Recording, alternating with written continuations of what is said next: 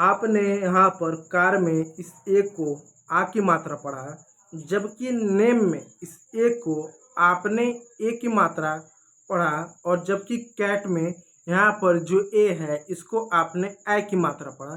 क्या आपने इसे कभी ध्यान दिया कि हर जगह ए है, लेकिन हम ए का उच्चारण अलग अलग कर रहे हैं। कभी आ के रूप में कर रहे हैं, तो कभी ए के रूप में कर रहे हैं, कभी ए के रूप में कर रहे हैं। जैसे स्टार, स्टार में इस ए को हम आ पढ़ रहे हैं, स्टार। गेम में इस ए को हम ए की मात्रा पढ़ रहे हैं, जबकि बैट में इस ए को ए की मात्रा पढ़ रहे हैं। ऐसा क्यों, इस वीडियो में हम ये जानेंगे। और पिछले कुछ दिनों से कई सारे वीडियो में इसी सभी चीज़ों को जान रहे थे कि आखिर ऐसा क्यों है। तो देखिए दोस्तों, जो आपका ए होता है, जैसा कि आपने स्वर और व्यंजन बचपन से पढ़ा है कि आपके जो ए, ई, आई, ओ, यू, ये जो आपका होता है, ये क्या होता है, ये स्वर होता है। और इन पांच को छोड़ दिया जाए, जो अंग्रेजी के 21 लेटर जो बच गए वो व्यंजक होता है। तो ये जो हमारा ये जो पांच होता है ना, इन्हीं पांच के आधार पर हम अंग्रेजी को पढ़ते हैं। और इसमें से जितने भी ये आपके लेटर हैं, इन लेटरों के अपने अपने उच्चारण होते हैं। जैसे आपका जो ए है, इस ए के 11 उच्चारण होते हैं। हम ए को अ भी पढ़ते हैं, आ भी पढ़ते हैं, ए भी पढ़ते हैं, आई भी पढ़ते हैं, औ भी पढ़ते हैं, बहुत कुछ पढ़ते हैं। और इसको हम ये जान रहे थे। तो आज हम ये जानेंगे कि कब हम ए को ए की मात्रा पढ़ेंगे, यानी कब हम ए को ए की मात्रा पढ़ेंगे। तो आज इसको जानने वाले हैं। वीडियो आप लोग के लिए बहुत ज़्यादा इंपॉर्टेंट होने वाला है, इसलिए आप हमारे चैनल को सब्सक्राइब कर लीजिएगा। वीडियो अच्छा लगे तो लाइक कर लीजिएगा, ठीक है। तो देखिए, नियम की ओर चलते हैं। नियम नंबर 1, कुछ नियम है। पहला नियम को चलते हैं। नियम 1, जब ए शब्द के शुरुआत में, जब अंग्रेजी का कोई भी शब्द हो उसके शुरुआत में ए होता है और इसके बाद व्यंजक होता है, यानी जब कोई भी आपको शब्द मिले, उस शब्द के शुरुआत में आपको ए मिल जाए, उसके बाद क्या आपको व्यंजक मिल जाए, यानी इन पांच को छोड़कर कोई भी यहाँ पर आपको क्या एक लेटर मिल जाए, उसके बाद आपको ई होता है, यानी ई मिले तो आमतौर पर ए का उच्चारण होगा। अब आपको बिल्कुल नहीं समझ आया होगा, मैं इसको अच्छे से समझाता हूँ। देखिए दोस्तों, इससे समझिएगा। देखिए, यहाँ पर एक शब्द है केक। हमने केक क्यों पढ़ा, क्योंकि इस शब्द के शुरुआत में सबसे पहले क्या आया, आपको ए आया। ए आया शब्द, यहाँ पर आपको ए आया। ए के बाद आपको के मिल रहा है, तो के क्या एक व्यंजक है। उसके जस्ट बाद आपको ई देखने को मिला। इस वजह से हमने इस ए को ए की मात्रा पढ़ा। जैसे आप गेट से ले सकते हैं, ए है, ए के बाद टी आया, उसके बाद ई आया, इस वजह से हमने इसको गेट पढ़ा।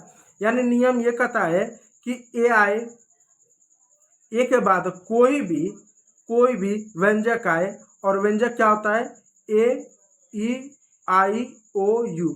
इन पांच को छोड़कर अंग्रेजी के जितने भी लेटर बचे वो कॉन्सोनेंट होते हैं, वो व्यंजक होते हैं, वो यहाँ पर आपका आ जाए, वो आपका यहाँ पर क्या आ जाए। उसके बाद ई आ जाए, तो हम क्या पढ़ेंगे, उसको जो है हम ए की मात्रा आमतौर पे पढ़ेंगे। इस बात को याद रखिएगा, ठीक है। तो कुछ और एग्जांपल दे सकते हैं, जैसे मेक, जैसे लेट, जैसे नेम। यहाँ पर हमने क्यों पढ़ा, क्योंकि ए है। उसके बाद क्या आपको देख सकते हैं, ए का जो है व्यंजक आपको देखने को मिलेगा, उसके बाद ई देखने को मिल रहा है, ई देखने को मिल रहा है, ई देखने को मिल रहा है। इस वजह से हम जो है क्या इसको पढ़ रहे हैं, हम जो इसको क्या पढ़ रहे हैं, इसको जो है ए की मात्रा पढ़ रहे हैं। अब सवाल आता है, जो ए आर ई आर होता है, ए आर आर होता है, इसको हम आर क्यों पढ़ते हैं, एर क्यों नहीं पढ़ते हैं, क्योंकि ए के बाद आर है। और नियम है कि जब अंग्रेजी में किसी भी शब्द में ए के बाद आर हो तो उस ए को आ की मात्रा पढ़ेंगे, इसको याद रखिएगा। इसलिए हमने इसको आर पढ़ते हैं, एर नहीं। अब नियम दूसरा को जानिएगा, नियम 2 को। नियम 2 देखिए क्या है, जब किसी भी अंग्रेजी शब्द में ए आई आए या ए वाई आए, ए आई आए या ए वाई हो का प्रयोग हो, तब ए का उच्चारण ए की तरह होता है। जैसे कुछ एग्जांपल देते हैं, जैसे रैन। अब रैन में ए आई का उच्चारण है, जैसे ट्रेन, ट्रेन में ए आई का उच्चारण है, जैसे पेन, पेन में ए आई का उच्चारण है, जैसे ब्रेन, ब्रेन में ए आई का उच्चारण है। इन सब में आपको ए आई देखने को मिल रहा है। इन सब में क्या आपको ए आई देखने को मिल रहा है, ए आई देखने को मिल रहा है, ए आई देखने को मिल रहा है, ए आई देखने को मिल रहा है। इस वजह से यहाँ पर जितने भी ए हैं, जितने भी ए हैं, जितने भी ए हैं, इन ए का उच्चारण हम ए की मात्रा के रूप में कर रहे हैं। उदाहरण दूसरा देखिएगा, जैसे डे, जैसे प्ले, जैसे स्टे, जैसे बे, जैसे मे, इन सब में हमने ए का उच्चारण जो है, ए का जो उच्चारण है, ए का जो उच्चारण है, हमने ए की मात्रा की है। क्यों? क्योंकि ए वाई आया, ए वाई आया, ए वाई आया, ए वाई, इसमें भी ए वाई आया, इसमें भी ए वाई आया, ए वाई, सब में ए वाई है, इसलिए ए का उच्चारण होगा, जो कि यहाँ पर नियम में आप देख सकते हैं। इस बात को याद रखिएगा। अब तीसरा नियम देखिए, नियम तीसरा, जब ए के बाद व्यंजक हो और फिर ई नहीं हो, और ए के बाद जब व्यंजक हो, यानी जब ए के बाद कोई एक व्यंजक हो लेकिन ई ना हो, तो ऐसे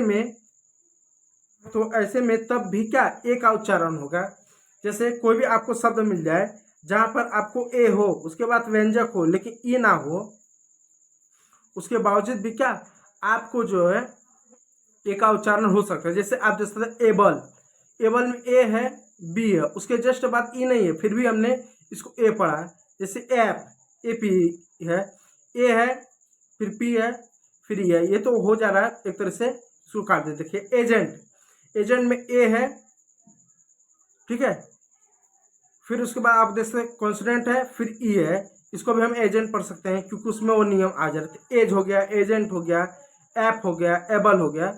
जिसमें तीसरा नियम पे इस बात को याद रखिएगा कि यदि आपको अंग्रेजी का कोई ऐसा शब्द मिल जा रहा है जहाँ पर ए है, ए के बाद कोई व्यंजक है और उसके बाद जस्ट ई नहीं है या लास्ट में या ई ना भी हो, तो भी हम उसको ए पढ़ सकते हैं। इसका विशेष रूप से ध्यान दीजिए, ये शब्द आपको बहुत ही कम आपको देखने को मिलेगा।